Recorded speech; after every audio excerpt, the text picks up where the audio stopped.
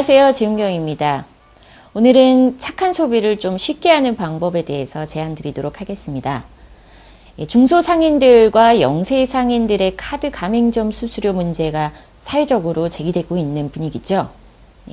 2010년 금융위에서 신용카드 가맹점 애로신고센터를 설치 운영하면서 재래시장 중소 신용카드 가맹점 수수료율이 대형마트, 백화점 수준보다 훨씬 높은 것을 개선해서 그 수준으로 낮출 것을 권고하기도 했었는데요.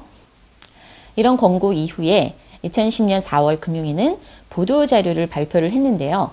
권고 조치에 따라서 각 신용카드사들이 재래시장 가맹점 및 중소가맹점 신용카드 수수료율을 각각 대형마트 및 대형 백화점 수준 이하로 대폭 인하, 시행했다. 이렇게 발표를 했습니다. 그런데 어떻게 된 일인지 2010년 9월에 중소기업 중앙회가 실태조사를 한 바에 따르면 영세 가맹점 10곳 중에 3곳만이 수수료가 인하되었다. 이렇게 답을 했고 그나마도 금융위가 얘기한 수준의 인하폭은 아니었다고 합니다. 이 문제가 최근 다시 불거지면서 금융감독당국이 카드 가맹점 수수료 점검과 원가 분석에 나서서 지난 연말에 카드와 관련된 종합대책이 나오기도 했었죠. 이러한 카드 가맹점 수수료와 관련된 사회적 이슈에 대해서 카드사에서는 수수료를 낮출 경우에 수익이 낮아지기 때문에 소비자들에게 주었던 혜택들을 대폭 줄일 수밖에 없다.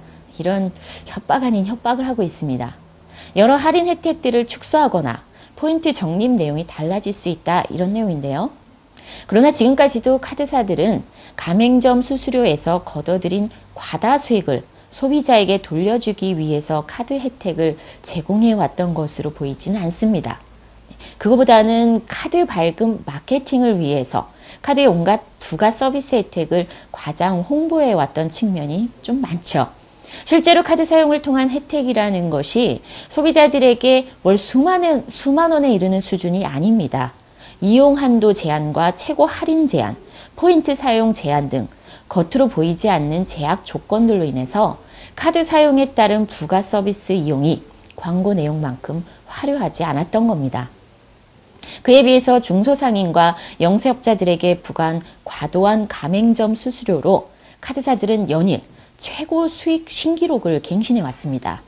그 또한 대기업 유통업체에 비해서 차별적으로 높은 수수료를 부과함으로써 가뜩이나 대기업의 골목 상권 진출에 따른 중소 영세 상인들의 고통에 짐을 하나 더 얹은 셈이죠.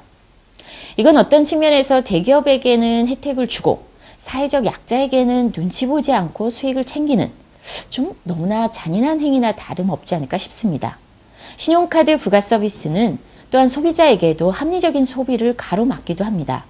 필요에 의해 소비하는 게 아니라 할인 혜택이라는 유혹으로 충동적인 소비를 부르기도 하죠. 신용카드에 붙어있는 각종 할인 혜택과 포인트 적립 서비스가 카드 마케팅에 큰 공을 세운 것은 말할 것도 없습니다. 그런 이유로 우리나라 사람들은 선진국과는 비교할 수 없을 정도로 신용카드 사용 비율이 높은데요. 과도한 신용 사용은 월급날 풍경도 바꾸지 않았습니까? 월급이 들어오자마자 카드 결제금으로 전부 빠져나가는 풍경에 대해 인터넷에서는 월급님이 로그인 하셨습니다. 어떠한 카드 퍼가요. 어떠한 카드 퍼가요. 그리고 월급님이 로그아웃 하셨습니다. 와 같은 씁쓸한 유머까지 유행할 정도였습니다. 중소 영세 상인에게도 대단히 약탈적일 수 있는 수수료 구조이면서 동시에 소비자들에게 또한 합리적 소비를 가로막는 신용카드 사용. 이제는 소비자 스스로 다시 되돌아봐야 할 때입니다.